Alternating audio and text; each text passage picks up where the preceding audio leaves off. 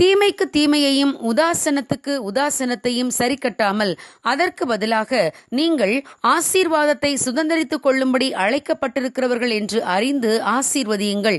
1 பேதுரு 3:9 1992 வருடம் பிப்ரவரி மாதம் வெளியான ரீடர்ஸ் டைஜஸ்ட் பத்திரிகையிலே ஒரு செய்தி வெளிவந்திருந்தது.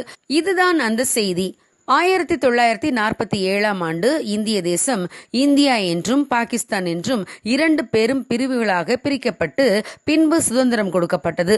அப்போது பயங்கர கலவரம் வெடித்தது. 2 தரப்பிலும் சாவு எண்ணிக்கை மிக அதிகமாக இருந்தது. இதை கண்டித்து மகாத்மா காந்தி அவர்கள் உண்ணாவிரதம் மேற்கொண்டார்.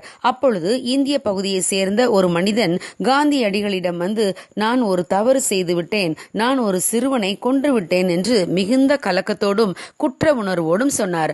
நான் அந்த சிறுவனின் தலையை சுவற்றில் மோதி அடித்து கொலை செய்தேன் என்றும் கூறினார்.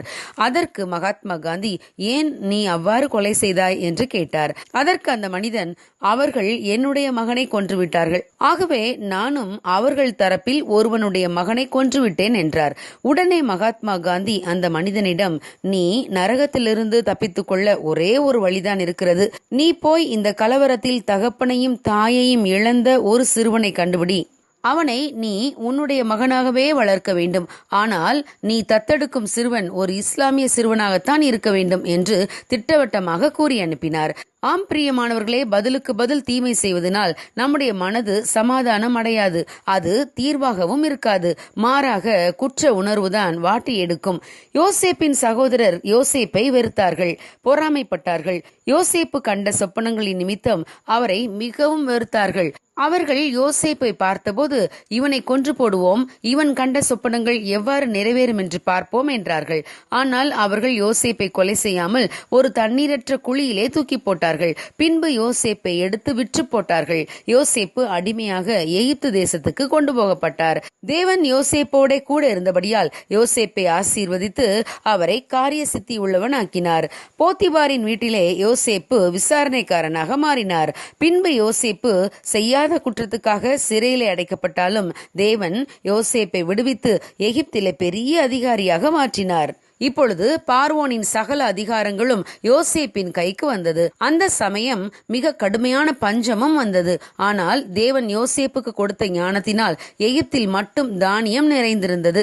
இதை கேள்விப்பட்ட யோசேப்பின் தகப்பன் யாக்கோபு தன் குமாரரை தானியம் வாங்கி வரும்படி எகிப்துக்கு அனுப்பினார். யோசேப்பின் சகோதரர் எகிப்துக்கு வந்தபோது யோசேப்பு அவர்களை பழி வாங்கவில்லை.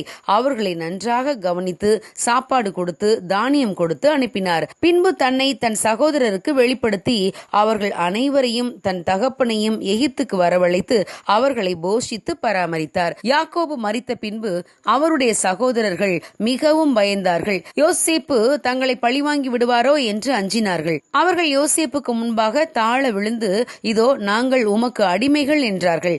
ஆனால் யோசேப்பு அவர்களை நோக்கி, பயப்படாதிருங்கள், நான் தேவனா? நீங்கள் எனக்கு தீமை செய்ய நினைத்தீர்கள், தேவனோ இப்பொழுது நடந்து வருகிறபடியே வெகு ஜனங்களை உயிரோடே காக்கும்படிக்கு அதை நன்மையாக முடிய பண்ணினார். ஆதலால் பயப்படாதிருங்கள், நான் உங்களையும் உங்கள் குழந்தைகளையும் பராமரிப்பேன் என்று அவர்களுக்கு ஆறுதல் சொல்லி அவர்களோட பட்சமாய் பேசினார். ஆம் பிரியமானவர்களே, யோசேப்பின் இதே சுபாவத்தை தான் தேவன் நம்மிடமும் எதிர்பார்க்கிறார். ஆகவே பகையை மறந்து தீமை செய்தவர்களுக்கு நன்மை செய்வோம். யோசேப்புக்கு கற்பனைக்கு எட்டாத உயர்வை கொடுத்த தேவன் நம்மையும் உயர்த்துவார். எதிரிகள் முன்பு நமக்கு ஒரு பந்தியை ஆயத்தப்படுத்துவார். God bless you. Have a blessed day.